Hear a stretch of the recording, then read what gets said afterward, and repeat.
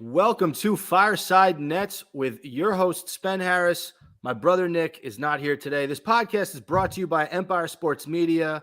I am joined, however, by I think you've been on this podcast, Mike, more than any other guest. None other than Mike Bisceglia, host of Bad Weather Fans and host of the Mike Delivers podcast. How the hell are you, man? I'm doing well. You say that to all your guests when they come on and your brother's out. You're like, oh, you've been on more than anybody else. Aaron Williams has been on this podcast more than any other former player. That's who we tell. Other than him, I played. You played, yeah. Dude, my favorite sports memory. Well, I have a lot of favorite sports memories, and you'll get a kick out of this. You'll appreciate it. But senior year of high school, put a basketball team together, JCC League. We played a team that was much, much better than us. And I hit the shot that I thought was the 3 to win the game. It was a game-tying 2. Anyway, next play, one of my best friends stole the ball, had the shot, made it in. I don't even know where I was going, but I'm just saying that's one of my favorite sports memories. I don't even know what you said before. Oh, I just wanted to talk about myself. That was really narcissistic. I said that Aaron Williams was a former player. And I said I'm a former player. Right, yes. There you go. Yeah, I had a moment at the JCC League. Mike, I don't know if I told you this. I'm a 2-time JCC champion. Oh, are you making this up? I swear. Listen, high school freshman year, actually sophomore year, I get cut from the basketball team. And the only basketball I had left in my life was the Jewish Community Center League. And I played for because I was playing before that. I think in my 5 years there, we won 3 times. So I'm a 3-time JCC champion. We absolutely dominated. It really is so much fun. And I know you're a hooper. I know you were just playing basketball or watching basketball. But there's nothing watching basketball and my stupid cat. There's nothing better and more relaxing. Sorry, Leon, I love you. There's nothing more relaxing and amazing. Just like, I know obviously we love watching the Nets and we'll talk Nets, but like going out, playing basketball, hitting jumpers, trash talking a little bit, having fun. The inner Kevin Durant and all of us comes out a little bit. And I know that you'll appreciate that because you love playing basketball.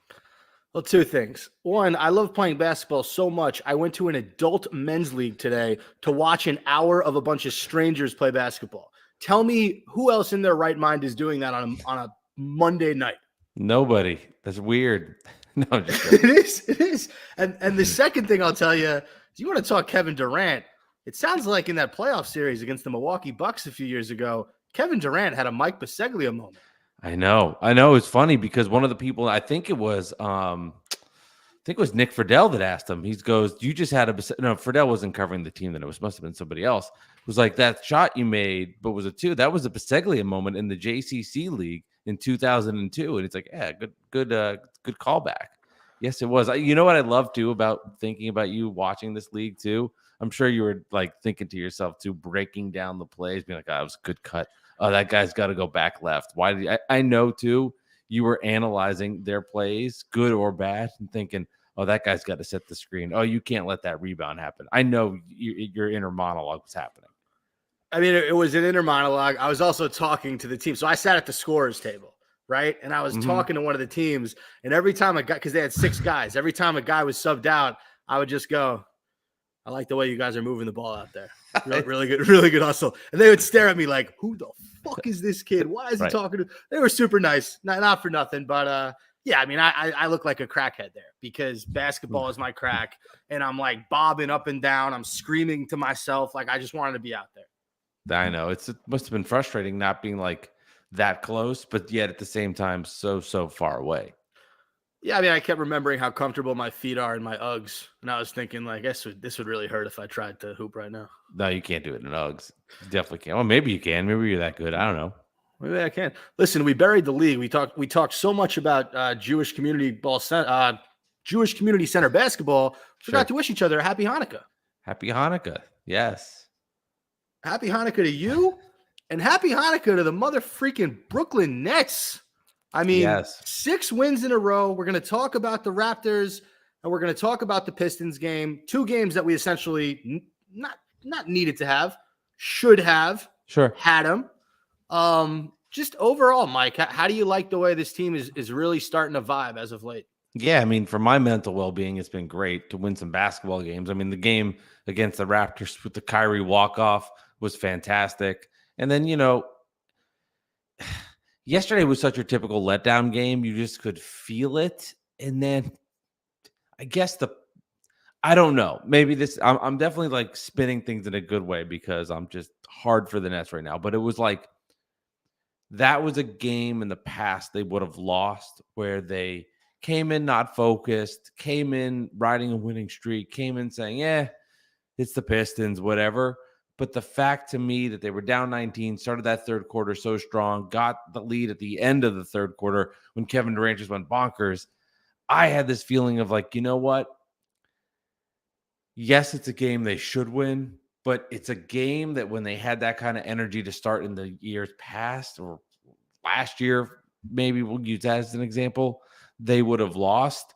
So I left with, even though it was like a barely win game against a Detroit Pistons team that's very bad, I felt good because in my head, I'm going, they would have lost this game by 12-15, and they came back and they won. That's something maybe they wouldn't have done in the past.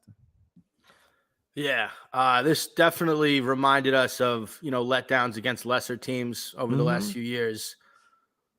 But what's great about this Nets team, as opposed to years past, is you have a lot of guys stepping up. Now, this was not that game.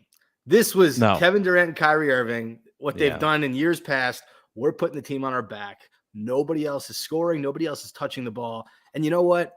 I think we were both absolutely okay with that in this game.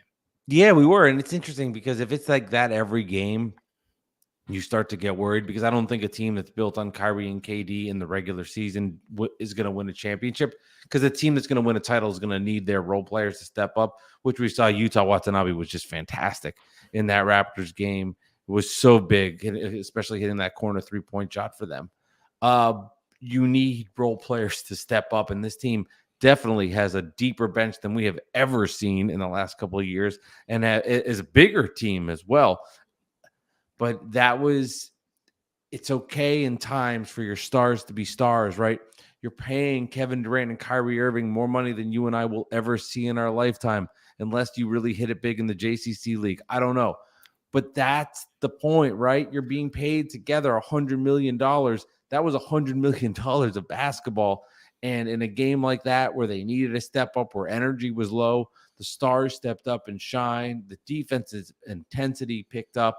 And it was just nice to leave and feeling a win, man. It's so funny because, like, finally for the Nets, everything is starting to go right a little bit. Like in years past went wrong. I look at this Giants game versus Washington where they got calls where they don't get calls, right? This is what's happening to the Nets. They're getting to play teams that are depleted. They're getting to play teams that are hurt. They're getting to do this. And when people are like, oh, well, they're playing this team that doesn't have this guy. They're playing this team that doesn't have that guy. My whole life has been, we're the team that doesn't have this guy. I don't give a shit. I want wins, and I'm feeling good about that. I love that you just referenced the Giants win over Washington in comparison to the Brooklyn Nets. Could you think of a better Sunday than this last Sunday where we got the win over Detroit, and then literally, 30 minutes after the game, or I guess the Giants game had started, we get a huge divisional win over Washington. Yeah, it was really nice. And, it's just like, I think, you and I are so conditioned to just have such crappy sports moments that it does feel good. And I can only speak for myself. I can't speak for you, but it definitely makes me feel better. I am in a better mood when my sports teams win. And I know ultimately my life won't be dictated. Although maybe the Nets winning a title will change how my life, like when there's an obituary, like the net title will be in there if they win. If it's not, probably, like that. But like win or lose, it shouldn't impact your happiness. But I mean, I'll be honest, like I was in a better mood today because of sports. Of course. Listen, it's holiday season, okay? I'm way more excited to celebrate Hanukkah and Christmas when my basketball team is playing well. Okay, if the Nets were not playing well, if they were, say, 12-19, I would not even have mentioned Hanukkah on this podcast. I wouldn't even be celebrating. I'd be so distraught. And I want to bring up. It wouldn't even be celebrated. I'm boycotting the holiday because of the Nets. I don't care. We 8 crazy nights. Screw that. Screw you, Nets. I would be the Davy Stone Grinch of the holidays if the Nets were not good right now. 8 crazy nights reference. I want to go back to one other thing you said. You said that maybe I'll make it big in the JCC league, making a lot of money. This adult league that I'd be playing in, it's at a Jewish community center. They do have a $20 MVP gift card for everyone. For the best player in each game.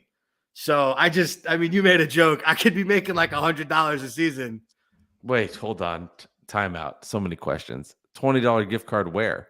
I think it's just like an American Express $20 gift card. So I don't know if they make those. First of all, those things you charge it one time, you lose like $5 and then whatever. That's true. Who determines the MVP? I have no idea. Listen, as I was leaving the court, I tried to get whoever was keeping score to sell me on the league. And I said, if I want to join next season, what's in it for me?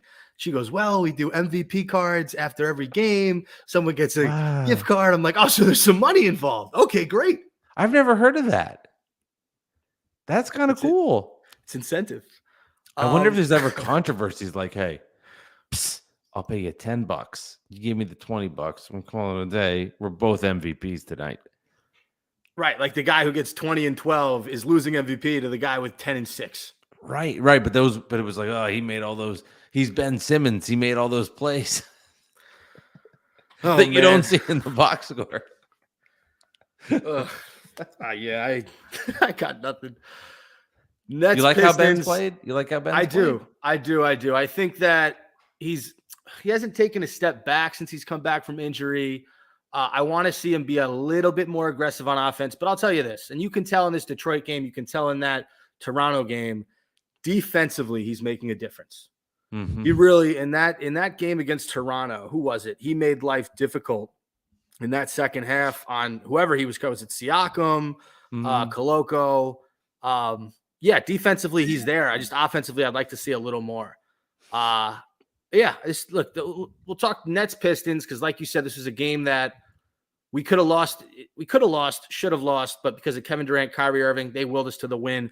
That third quarter explosion from Kevin Durant, like he's one of those guys. You think you've seen it all with him, and then he does something like that. When he hit, what was it, 3 threes in a row to end the quarter? Yeah, my mind was blown, and those defenders were cones to him at that point. It was just walk up, 3 in the face. Okay, you like that? I'm going to do it again. Another bomb. And then the third bomb, it was like, oh, this guy's dropping bombs like Hiroshima. It was insane. Yeah, he was unconscious to end that third quarter. It was really beautiful. Just coming up, hitting those threes. When you can tell when he has that kind of swagger going, there's nothing that the other team can do. I mean, the Detroit Pistons fans were on their feet cheering for him. I'm a little boy thinking like, Nets are going to Detroit and someone's cheering for the Nets. But what are you talking about? That was unbelievable just how hot he was there. And he really he put the Nets on their back in the third quarter. And what was cool to me about this Nets team is like 2 things. I like that Vaughn played him to start the fourth quarter because he was that hot. You just got to keep going. And then it was time to make the subs and they did that. But the fact that you could then have that kind of third quarter, which he did to get this team back in the game, and then just say, all right, Kyrie Irving, it's your turn now.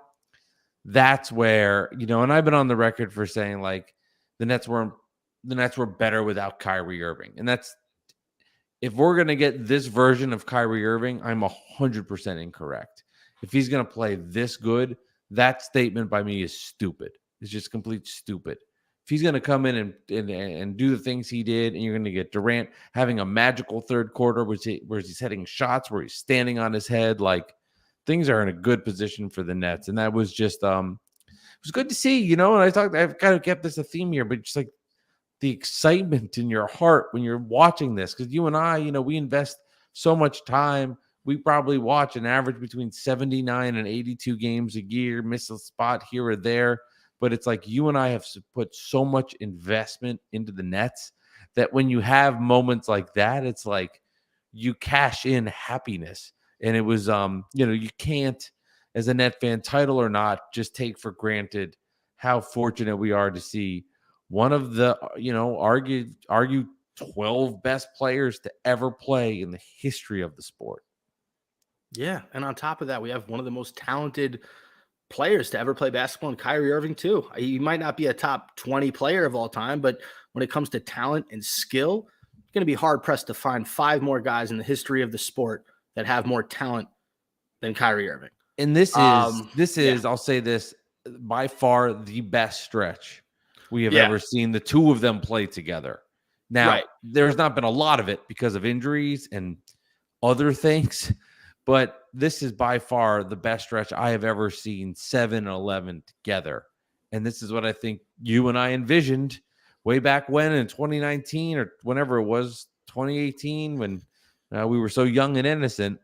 This is what we thought we'd be getting every night. And now we're, it's been a roller coaster, but it's good right now. Good part of the roller coaster. They say better late than never, and I think that's what we're getting with the Brooklyn Nets. I gotta bring up, Jacques Vaughn. We had allowed 35 and then 36 to the Pistons in the first 2 quarters, 25 and 25 in the third and the fourth. Absolutely, just switched it up on defense. Look, I know a lot of people on Nets Twitter, they say you can't play Claxton and Simmons together, but those two guys defensively. I mean, Claxton had 3 blocks in this one. He was a +2. Simmons had a steal. He was a +7. And you have to go up against KD, who's the freaking, Skeletor with his freaking body. Like those are 3 guys that have length that can absolutely disrupt you on defense. You throw in a Watanabe, a Sumner who can kind of aggravate you. Defensively, this team's been underrated, and you give Jacques Vaughn a lot of credit for putting these guys in the position after halftime to win these games. This team is one of the weirdest defensive play teams I've ever seen. They lead the league in blocks. I don't know what they are now in field goal percentage, but teams don't shoot well against them. They're just so bad in rebounding, and they've been better, and that's why they've been winning games. And the other team gets to the free throw line more than them, and that's been a problem.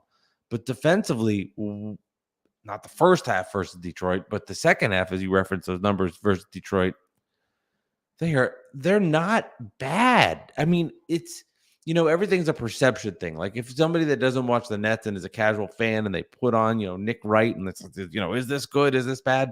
You wouldn't really understand if the Nets are a good defensive team. But when they have the energy that they do, they go after it. They are a good defensive basketball team. And that's why they are winning these basketball games, because they are amping up the defense and then hitting clutch shots. So it's just weird, but you're right. They've played really great defense, and it's won them basketball games, and it's put them in a position where they're 19 and 12 and now in that top tier in the Eastern Conference. And it all stems from the defensive end. It's been fantastic. Nick Claxton, game-winning block. I guess not. Yeah, game-winning block on Bogdanović, who absolutely killed us. That was a great way to end the game. You had Kyrie at the line. He hits 2 out of 3. I did hear that a few Pistons fans were chanting Hanukkah chants while he was at the line, which it's a pretty good chirp. I give them a lot of credit. That's creative. But he hit 2 out of 3. He hit 2 out of 3, and then Claxton, you saw what they put on the big screen, right? What was that? I think that's what I was talking about. Yeah, they put like a Hanukkah. They put on a happy Hanukkah thing, and then they also put an earth spinning. Listen, credit them. That's smart. Yeah, that's smart. What would they put on the? What would they? Quick question. I'm going to hijack you for a second. What would they put on the screen if you were at the free throw line? Oh, pizza. You put pizza on the screen. I'm distracted. I'm not like, yeah, that'd be tough. Like 0 for 11 at 11 at the line tonight. There's a good margarita on the board. You put some Detroit style up there. I'm going like 20%. Oh, God. By the way, I called KD Skeletor before. I meant to call him a skeleton. Skeletor was a bad guy from a comic book that I sent you, and he looks nothing like Kevin Durant. If he's a fictional character and the main antagonist of the Masters of the Universe franchise. He does not look like Kevin Durant. So. I know nothing about I'm like the last comic guy. You're like, is Batman good? I'm like, is he the guy that's a bat? No, I know that is, but like, I am not the Marvel guy. I'm not into that. It's just not my thing. So you could have said anything, and I would never have, been able to be like, "Psst, that's not right." No idea. It was one of those things I've heard the guy's name before, and it sounds like skeleton. And Kevin Durant is built like a skeleton, so I thought of Skeletor. Okay, so we move on. We beat the Pistons. Should have lost one. Friday night, we had the Toronto Raptors.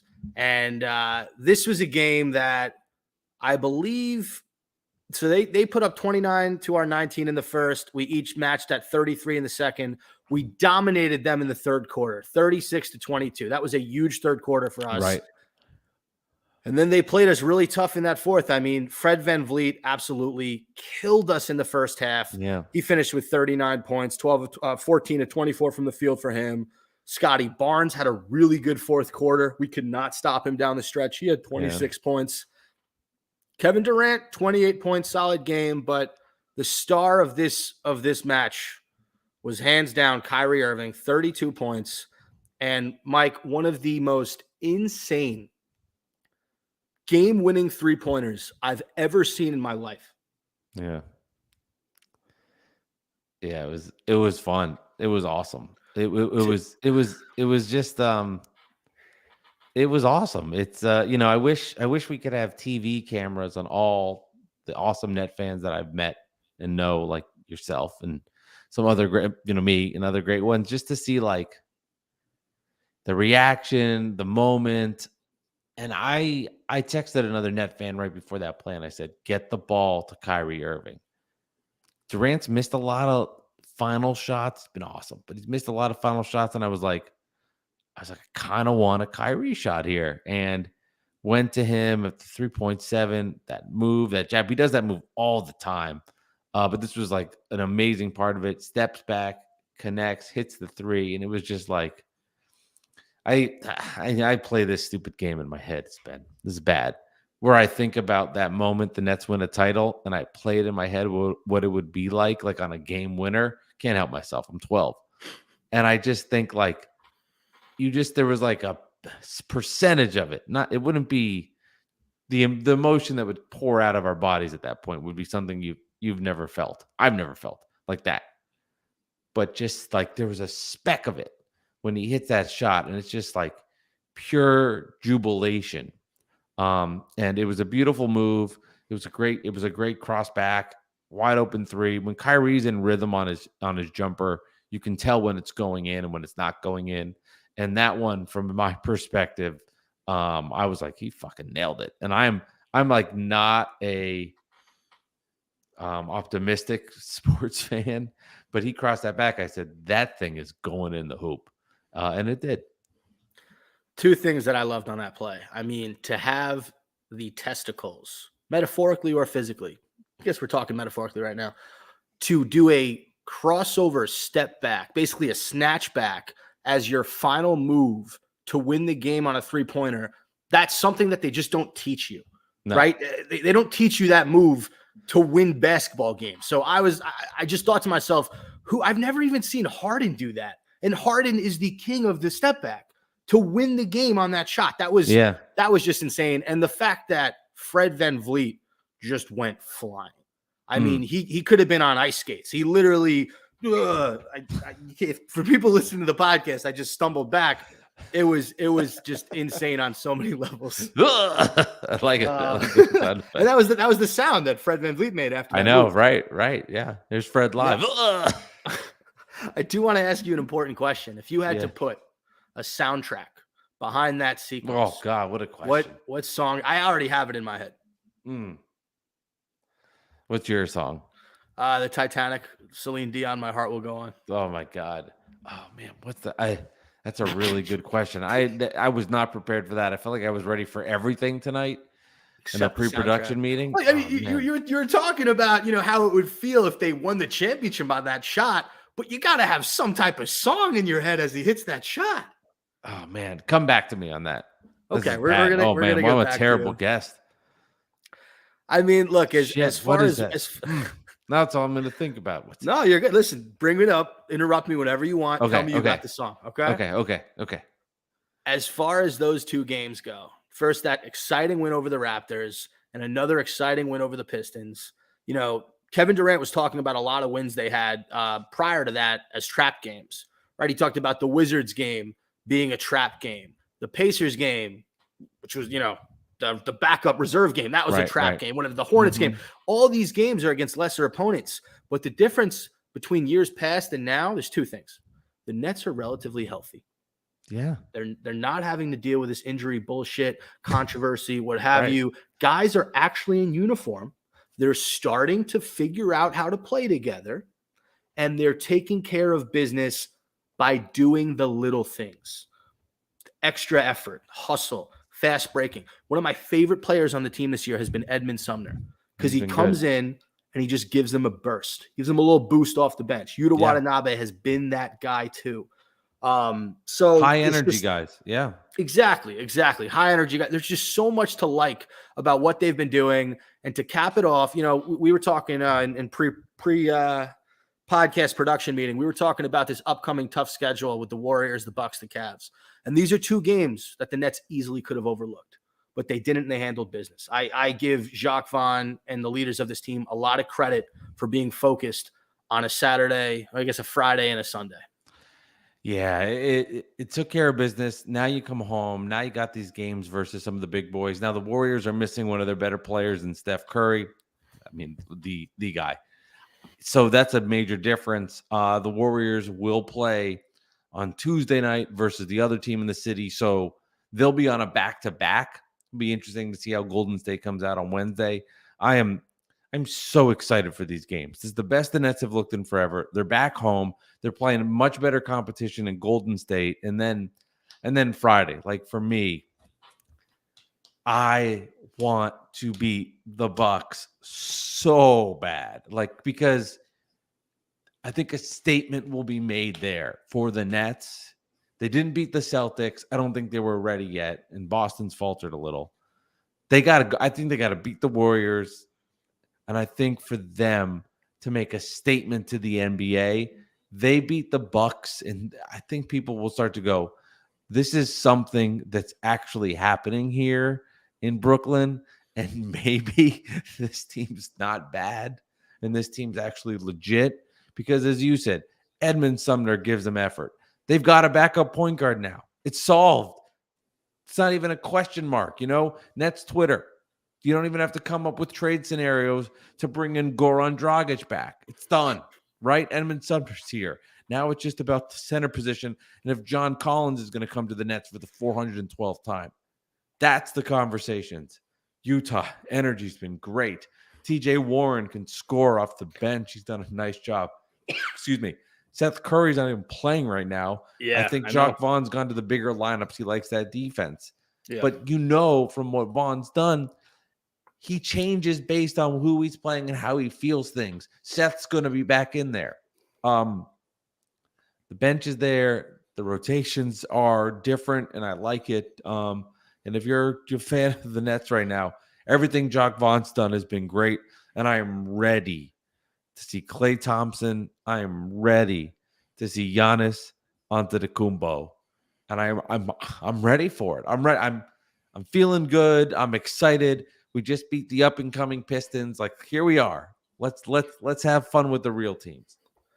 Totally forgot about Yuta Watanabe's revenge game against the Raptors. Ooh, he was our third star in that game. Hit that beautiful three towards the end of the game, and he got posterized by Jaden Ivey on Sunday, which was a T. It was tough. You did get a T. By the way, the refs got to meet in the offseason and stop with these bullshit technical fouls. I feel like Kevin Durant gets a technical every single game now. He's got 10.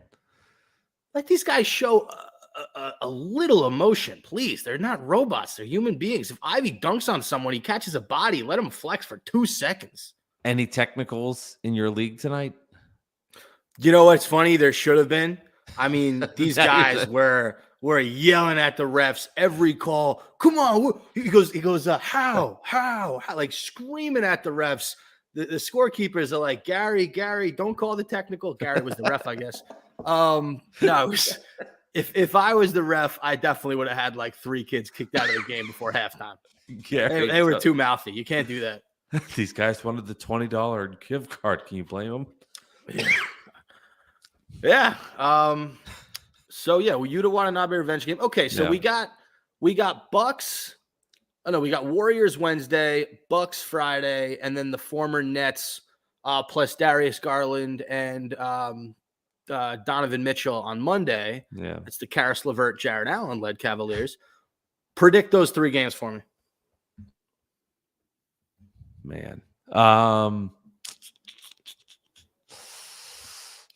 There's gonna be a letdown, right? There's got to be a letdown. Has to be. I can't. I mean, maybe there won't be. My heart wants to say 3-0, but I worry about the war. I think they lose to the Warriors, beat the Bucks, lose to the Cavs. I'm gonna go 1-2, but they sandwich it, beating Joe Ingles and crew. That's kind of where my head went. Like the Warriors to me are the biggest trap game you can get because you're right. No Steph Curry. You take him a little lightly. Still loaded. Jordan Poole's a killer. Klay Thompson's a killer. Like Kuminga is probably more athletic than anybody on our team. They got guys that can play even without Steph. I do see, by the way, Jacques Vaughn playing Seth in that game and being like, hey, if their Curry's out, we might as well let our Curry get hot. I could see that. Jacques is I think he's just like a really smart kind of like, I think he's I don't know what the word I'm looking for because I'm not smart. I'm trying to figure out what that is, but I love the way he thinks. I'm totally aligned with you and him having fun that way. I think he coaches in the moment. He's aware of a lot of situations. Like I loved how they broke down the play at the end of the Raptors game, the Kyrie shot, how him and KD broke it down. And basically they said the play was for KD. KD spoke up and said, they're going to double me. I'm going to get the ball to Kai at the top of the key. I feel like I don't want to give Nash shit now that he's out, but I just don't know if that conversation happens with Steve Nash. I don't know if he's as aware of the moment. I think that's more of a just situation where Kevin, go get the ball. Let's see what happens. I think too, Jacques Vaughn has come into his own. Really, he was the coach for the Bubble Nets. He was the coach for the Orlando Magic back in the day.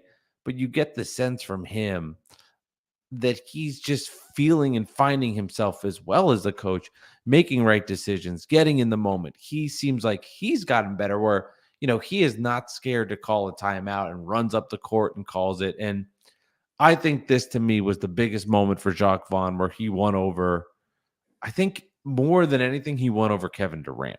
And I'll explain what I mean.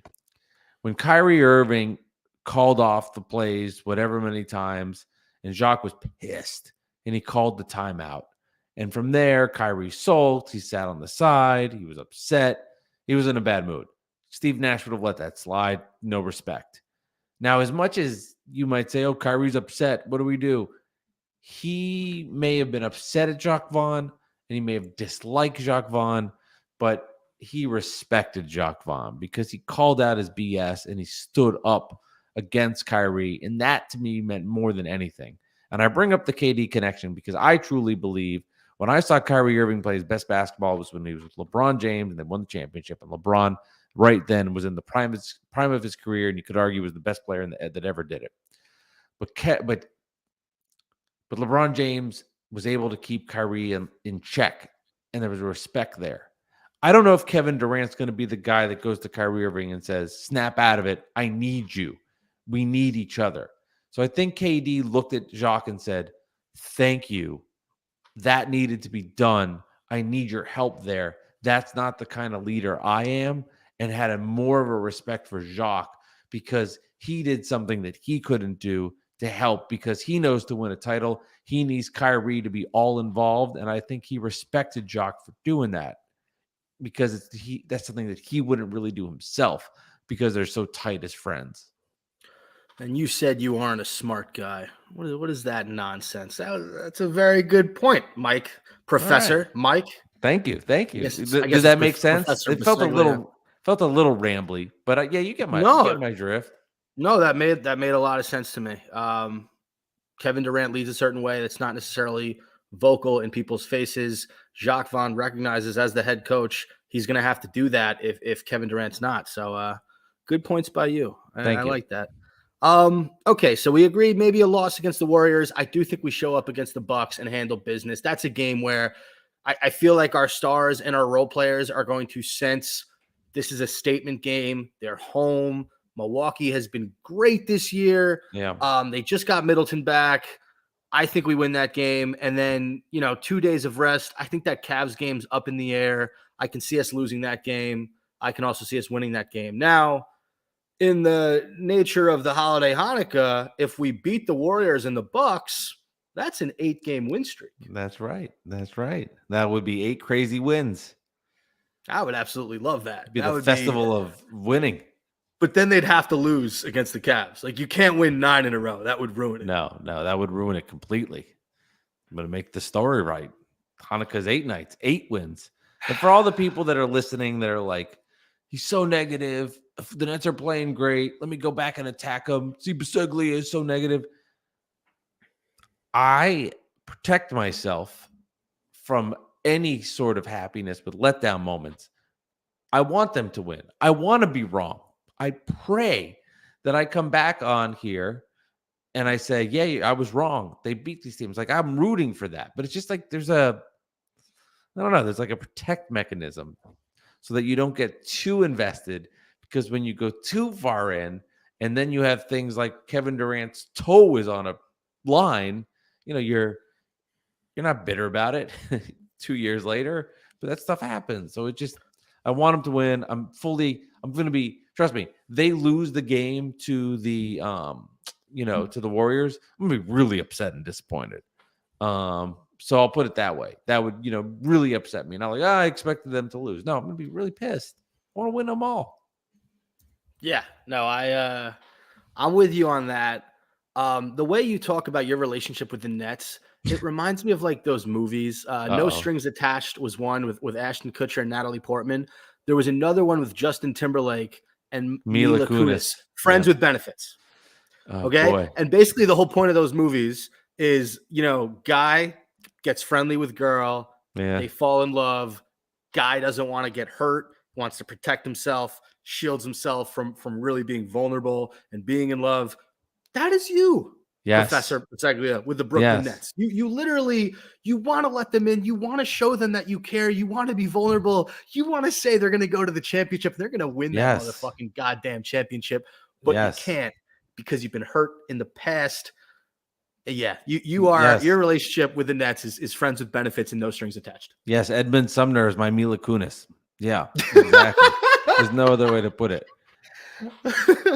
No, it's a good. It was a fun movie to watch. But ultimately, what happens in the end of these movies? What happens at the end of these movies? They get together. They fall in. But what does that mean? Is that a championship or is that a first round exit to the Hawks? Like, what does that mean? Your eyes just looked at me and like, I think you just burned me through this StreamYard call. Well, there's no way that Justin Timberlake and Mila Kunis end up together and don't win the championship. Maybe that's a second round exit. That's not a second round exit. That's like, I'm trying to think of a terrible movie. That's like the breakup with Vince Vaughn and Jennifer Aniston, where they don't end up together in the end. That was last season.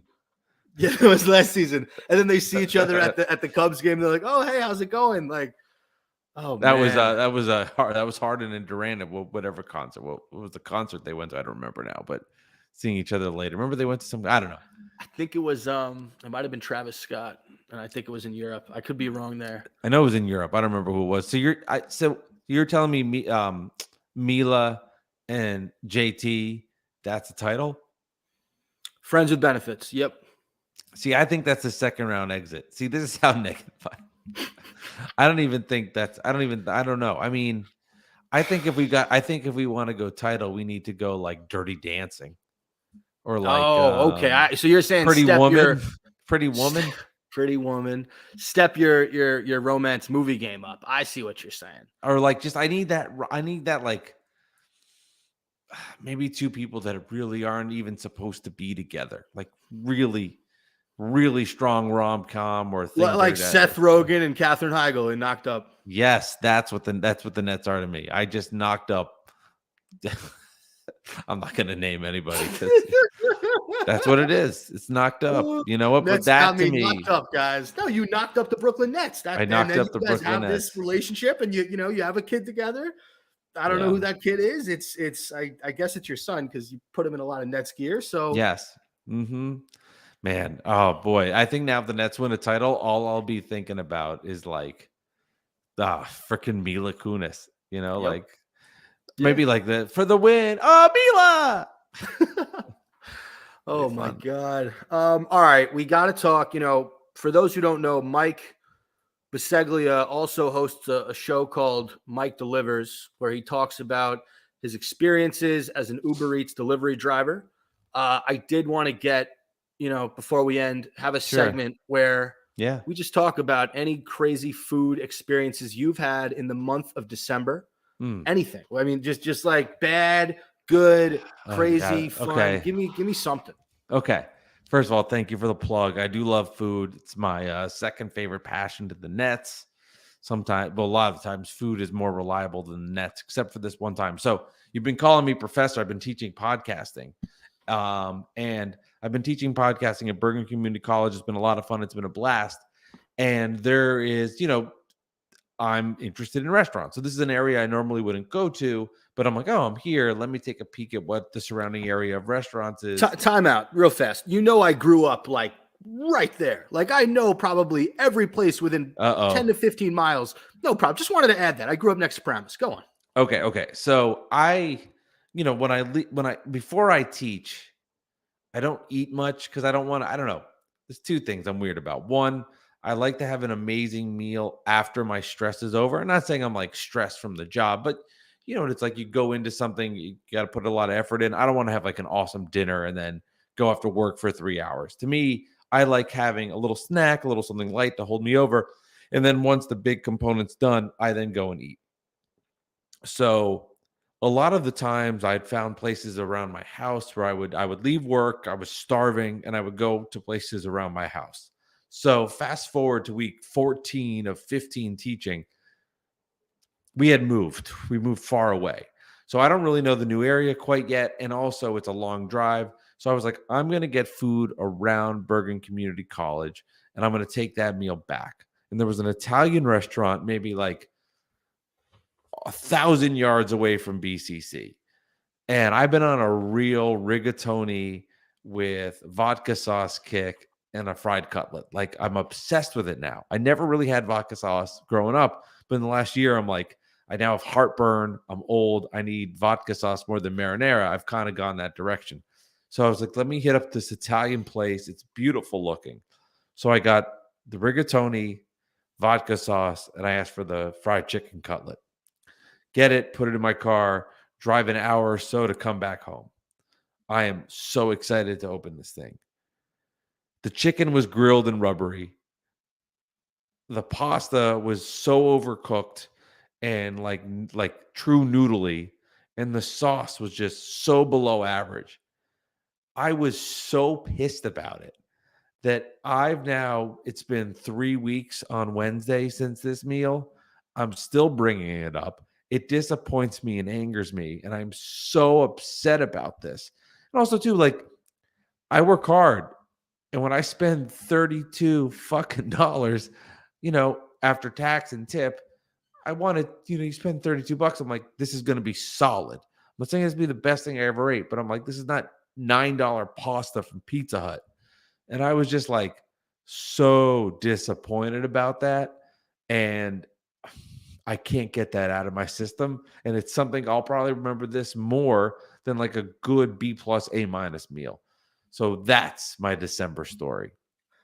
Do you want to share the name of the restaurant, or you don't? I don't remember. I can look it up. I don't really care. I don't remember it, to be honest. I'd have to look it up. Like, was it Biagio's? Yes. It was Biagio's. Yes. Because it's right near Bergen. Yeah. Okay. That's where it was. Do you know that place? Yeah, it's across the street. Is it good? Did I get a bad? I don't go there. I didn't know. I didn't know better. And on me, no, like, I know. It looked beautiful. It's literally next door. To me, I was like, it just made sense. But then I got in there and it was kind of weird, and like there was like It's a a bar. wedding It's more of like hall, a event and it space. wasn't. I looked online; it looked so. I got duped, and I pride myself too on like not making those kind of mistakes. Like I was really upset. Yes, that's what it was. But it was so convenient. I mean, it was so convenient, and I was in It's an right there. Italian cave. Yeah. It couldn't have been easier. There was a Korean place next door. That's what I should have done. But anyway, yeah, that was the name of it. Yeah. Here's Do and do you again, have a this is story about there or something? no, You like there's not. I mean, no, I've been there drunk after. I think I went to a golf tournament a few years ago. It was a PGA thing. Tiger was playing in it. Me and my wife went there while we were hammered drunk, had pizza, no. and it wasn't even good. And like we were wasted, and it still wasn't good. So that tells you their something. food's not like okay. No. But I can't fault you too much. Paramus is a huge town. It's Yeah, it's massive. gigantic. They don't have any restaurants that are good. Really? Yes. Trust me. Any good like okay. Not okay. I mean, you can like there's a Spanish place called El Cid. A lot of people like that place. I saw that. So that I feel like I've been there as a kid, a little bit with my dad because he would like to find places and restaurants. But I looked at the menu and it was like I looked at the prices and I was like, I can't validate coming home after teaching for 3 hours and spend my full check on the lobster, squid ink thing for $120. It's like I can't do that. That's not a takeout spot. No, right. And then when you're in Paramus, you got the malls, but you don't want to do that because you're going to be there forever. And I think it's out of the way for you because you're going south. No, I want to go back. Yeah. There is an amazing fried chicken sandwich joint called Hot Chicken, CHIKN. It is attached to a pizza chain called Urban Bricks. So if you're driving past it on the highway, it's on 17 South. You pass Urban Bricks, you'll never notice it, but Hot Chicken is almost like attached to it. They have an insane like Nashville hot chicken sandwich that will just it'll absolutely make you happy. It'll make you a better person if you're into those types of sandwiches. Oh, I am into those type of sandwiches. That would have been great, but I'm so impressed that you understood and knew the spot. That is funny. I'm just a guy that knows restaurants, and I go to adult league basketball games to watch. That's literally all I do. You're living the dream, and you think I'm kidding? I'm dead serious. And the Nets are winning. You got the big three going. Wow, man. Wow. All right, Mike, this has been a pleasure. You still have to give me a song before we end the podcast for the Kyrie Irving game winner. While you're thinking, I'll give you a little bit more time. While you're thinking, I do want to shout out your co-host of Bad Weather Fans, Alec Benezowitz. Mike host. He deserves a shout out. He does. I don't know about that. We talked about Mike Delivers. I got to bring up Bad Weather Fans. That is Mike and Alex's Nets Knicks podcast. It's one of the best podcasts out right now. They just had on Meta World Peace. They've had guys on like Tracy McGrady. I'm not going to remember anybody else they've had on, but they've had on a ton of former athletes. And, you got a Nets fan going up against a Knicks fan. The Knicks don't necessarily suck this year, but they're still a little brother. So Mike enjoys the podcast probably more than Alex does. Well, yeah.